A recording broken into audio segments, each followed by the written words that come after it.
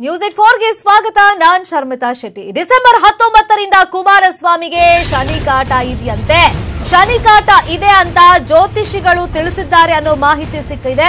ಹೀಗಾಗಿ ಮತ್ತೊಮ್ಮೆ ದೇವರ ಮೊರೆ ಹೋಗ್ತಾ ಇದ್ದಾರೆ ಸಿಎಂ ಕುಮಾರಸ್ವಾಮಿ. ಶನಿ ಕಾಟ ಇದೆ ಅಂತ ಜ್ಯೋತಿಷಿಗಳು ಆಲ್ರೆಡಿ ಇನ್ಫಾರ್ಮ್ ಮಾಡಿದ್ದಾರೆ.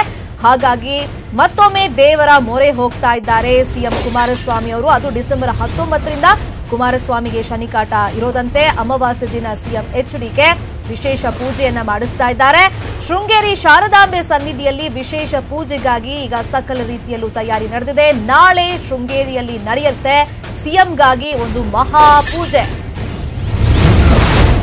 ನಾಳೆ ಬೆಳಗ್ಗೆ ಪೂಜೆ ಸಲ್ಲಿಸಿ ಮಡಿಕೇರಿ ಮಂಡ್ಯಕ್ಕೆ ಭೇಟಿಯನ್ನ ಕೊಡ್ತಾರೆ ಕುಮಾರಸ್ವಾಮಿ ಅವರು. ಸಚಿವ ರೇವಣ್ಣ ಅವರ ನೇತೃತ್ವದಲ್ಲಿ ಈ ಪೂಜೆ ಪುನಸ್ಕಾರಗಳೆಲ್ಲ ನಡೆಯೋದು, ಅದಕ್ಕೋಸ್ಕರ ತಯಾರಿ ನಡೆದಿದೆ. ಪೂಜೆಯಲ್ಲಿ ಎಚ್ಡಿ ದೇವೇಗೌಡರು ಕೂಡ ಪಾಲ್ಗೊಳ್ಳುತ್ತಾರೆ ಶೃಂಗೇರಿಯಲ್ಲಿ ಅನ್ನೋ ಮಾಹಿತಿ ಸಿಕ್ಕಿದೆ.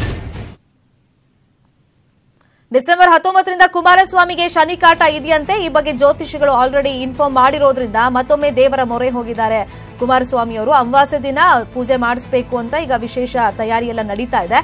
ಶೃಂಗೇರಿ ಶಾರದಾಂಬೆ ಸನ್ನಿಧಿಯಲ್ಲಿ ವಿಶೇಷ ಪೂಜೆಗೆ ತಯಾರಿಗಳು ನಡೆದಿರೋದು. ನಾಳೆ ಶೃಂಗೇರಿಯಲ್ಲಿ ಒಂದು ಮಹಾಪೂಜೆ ಸಿಎಂಗೋಸ್ಕರ ನಡೆಯುತ್ತೆ. ನಾಳೆ ಬೆಳಗ್ಗೆ ಪೂಜೆಯೆಲ್ಲ ಮಾಡಿ ಅಲ್ಲಿಂದ ಮಡಿಕೇರಿ ಹಾಗೇನೆ ಮಂಡ್ಯಕ್ಕೆ ಭೇಟಿಯನ್ನ ಕೊಡ್ತಾರೆ ಕುಮಾರಸ್ವಾಮಿ ಅವರು. ಇನ್ನು ಈ ಪೂಜೆಯ ಸಂಪೂರ್ಣ ನೇತೃತ್ವವನ್ನ ವಹಿಸಿರೋದು ಸಚಿವ ರೇವಣ್ಣ ಅವರು. ಇನ್ನು ಪೂಜೆಯಲ್ಲಿ ದೇವೇಗೌಡರು ಕೂಡ ಪಾಲ್ಗೊಳ್ತಾರೆ. ಅಂದ್ರೆ ಫ್ಯಾಮಿಲಿ ಮೆಂಬರ್ಸ್ ಎಲ್ಲರೂ ಕೂಡ ಈ ಪೂಜೆಯಲ್ಲಿ ಪಾಲ್ಗೊಳ್ತಾರೆ ಶೃಂಗೇರಿಯಲ್ಲಿ ನಡೆಯುವಂತ ಮಹಾಪೂಜೆಯಲ್ಲಿ ಅನ್ನೋ ಮಾಹಿತಿ ಇದೆ.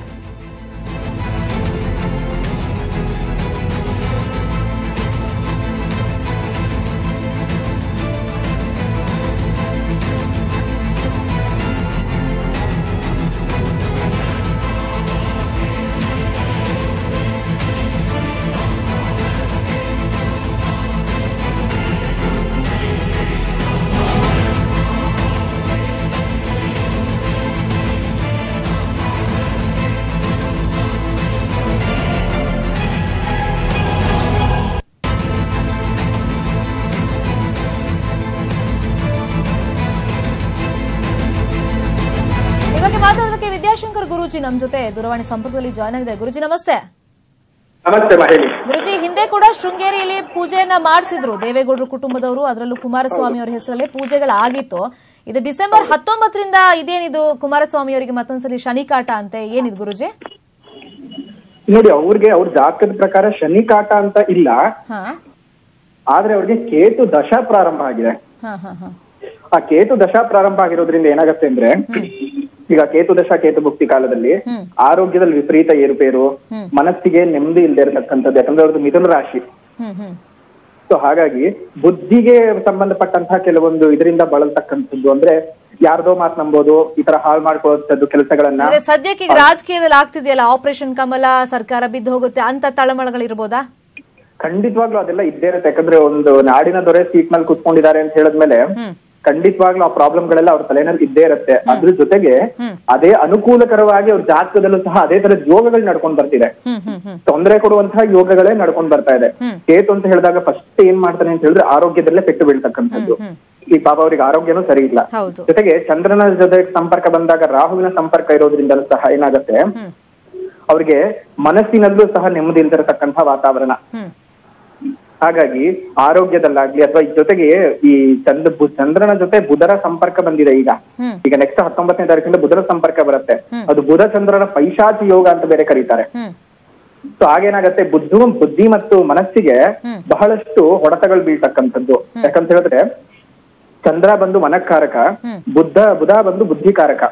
ಆ ಎರಡುಗಳ ಮಧ್ಯೆನೆ ಫೈಟಿಂಗ್ ಆಗ್ತಕ್ಕಂಥ ಸಾಧ್ಯತೆಗಳಿರುತ್ತವೆ. ಯಾಕಂದ್ರೆ ಅವ್ರು ತಗೊಳ್ಳುವಂತಹ ಪ್ರತಿ ತೀರ್ಮಾನಗಳು ಡಿಸೆಂಬರ್ 19ನೇ ತಾರೀಕಿನಿಂದ ಎಲ್ಲ ಅವರಿಗೆ ಹೊಡೆತಗಳು ಕೊಡ್ತಾನೆ ಹೋಗತ್ತೆ ಹೊರತು ಇಷ್ಟು ದಿವಸ ಇದರಿಂದ ಸರ್ಕಾರ ಬಿದ್ದೆ ಹೋಯ್ತು, ಆಗೋಯ್ತು, ಇದಾಗೋಯ್ತು ಅಂತ ಕೇಳ್ಕೊಂಡೇ ಬಂದ್ವಿ. ಬಟ್ ಆದ್ರೆ ಎಲ್ಲಾ ಕಡೆ ಜಯಿಸ್ಕೊಂಡು ಬರ್ತಾ ಇದ್ರು.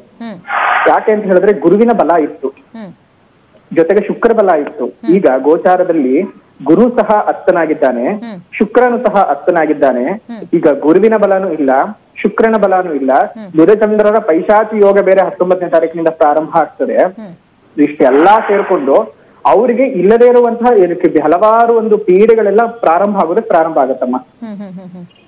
ಹೀಗಾಗಿ ಅವ್ರ ಜಾತಕದಲ್ಲೂ ಸಹ ಅಷ್ಟು ಚೆನ್ನಾಗಿರೋ ಒಂದು ದಶಾಭುಕ್ತಿಗಳು ಇಲ್ಲದೇ ಇರೋ ಕಾರಣ ಸರ್ಕಾರ ಉಳಿಯತ್ತೆ ಉಳಿಯಲ್ಲ ಅನ್ನೋದು ಎರಡನೇ ಮಾತು. ಆದ್ರೆ ನನಗೆ ವೈಯಕ್ತಿಕವಾಗಿ ನನಗೆ ಮಾನಸಿಕವಾಗಿ ನೆಮ್ಮದಿ ಇರಬೇಕು. ನನಗೆ ಪರ್ಸನಲ್ ಲೈಫ್ ಅಂತ ನಾನು ನೋಡ್ಕೊಂಡಾಗ ನನಗೆ ನೆಮ್ಮದಿ ಇರಬೇಕು ಪರ್ಸನಲ್ ಲೈಫ್ ಅಲ್ಲಿ. ಆ ಪರ್ಸನಲ್ ಲೈಫ್ ಅಲ್ಲಿ ನನಗೆ ನೆಮ್ಮದಿ ಇಲ್ಲದೆ ಇದ್ದಾಗ ಏನಾಗುತ್ತೆ, ಹಲವಾರು ಯೋಚನೆಗಳೆಲ್ಲ ಬಂದ್ ಸೇರ್ಕೊಳ್ಳುತ್ತೆ. ಆಮೇಲೆ ಅಧಿಕಾರ ಮಾಡೋದು ಬಿಡೋದು, ಸಿಎಂ ಆಗಿರೋದು ಬಿಡೋದು ಅದೆಲ್ಲ ಸೆಕೆಂಡ್ರಿ. ಬಟ್ ಆದ್ರೆ ಕುಮಾರಸ್ವಾಮಿ ಅವ್ರ ಜಾತಕನ ಇವಾಗ ನಾವು ನೋಡೋದಾದ್ರೆ ಯಾವುದೇ ಯೋಗಗಳು ಅವರಿಗೆ ನಡೀತಾ ಇಲ್ಲ. ಸೊ ಹಾಗಾಗಿ ಅವ್ರಿಗೂ ಸಿಎಂ ಕುರ್ಚಿನಲ್ಲಿ ಇರ್ತಾರೆ ಅಥವಾ ಇರೋದಿಲ್ಲ ಅನ್ನೋದು ಸೆಕೆಂಡ್ರಿ ಆಗುತ್ತೆ. ಬಟ್ ಆದ್ರೆ ಇವ ಎಲ್ಲಾ ಜಾತಕದ ಒಟ್ಟಾರೆ ಅಂಶಗಳನ್ನ ನಾವು ಗಮನಿಸಿದಾಗ ಅವ್ರಿಗೆ ಯಾವುದೇ ರೀತಿಯ ಮಾನಸಿಕವಾಗ್ಲಿ ದೈಹಿಕವಾಗ್ಲಿ ಬೇರೆ ರೀತಿಯ ಶನಿ ಅನ್ನೋದಕ್ಕಿಂತ ಇಲ್ಲಿ ಶನಿ ಅವ್ರಿಗೆ ಅಷ್ಟು ಕಾಟ ಕೊಡಲಾರ.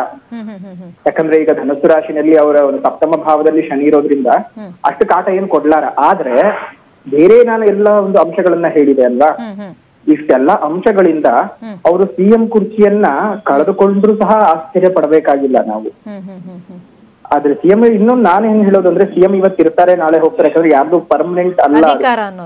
ಅಧಿಕಾರ ಅಂತಕ್ಕಂಥದ್ದು ಯಾರಿಗೂ ಪರ್ಮನೆಂಟ್ ಅಲ್ಲ.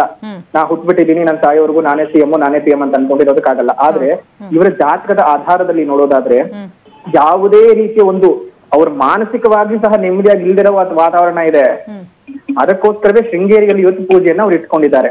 ಯಾಕಂದ್ರೆ ಇಲ್ಲಿ ನಾನು ಒಂದು ಸಮಾಜಕ್ಕೆ ನಾನು ಒಂದು ಒಳ್ಳೆಯ ಸ್ಥಾನದಲ್ಲಿ ನಾನು ಕೂತ್ಕೊಂಡಿದ್ದೀನಿ ಅಂತ ಹೇಳ್ಬೇಕಾದ್ರೆ ಸಮಾಜದ ಹೊರಗೆ ನನಗೇನಾಗುತ್ತೆ ಅಂತ ಹೇಳಿದ್ರೆ ನನ್ನ ನೋವುಗಳನ್ನ ನನ್ನ ದುಃಖಗಳನ್ನ ನಾನು ಅದಮಿಟ್ಟುಕೊಂಡು ನಾನು ಹೊರಗಡೆ ಜನಕ್ಕೆ ನಾನು ತೋರಿಸ್ಕೋಬೇಕಾಗತ್ತೆ. ಅಯ್ಯೋ ನಾಡಾಳೋ ದೊರೆಗೇನೆ ಅಷ್ಟು ಕಷ್ಟ ಅಂತಲ್ಲಪ್ಪ ಅಂತ ಸಮಸ್ಯೆ ಆದ್ರೂ ಅಧಿಕಾರದಲ್ಲಿರೋದ್ರಿಂದ ಜನರ ಸಮಸ್ಯೆನ ಅವ್ರು ಕೇಳಬೇಕಾಗತ್ತೆ. ನೋಡೋಣ ಗುರುಜಿ ಏನಾಗುತ್ತೆ ಅಂತ. ಥ್ಯಾಂಕ್ ಯು ಸೋ ಮಚ್ ಮಾತಾಡೋದಕ್ಕೆ.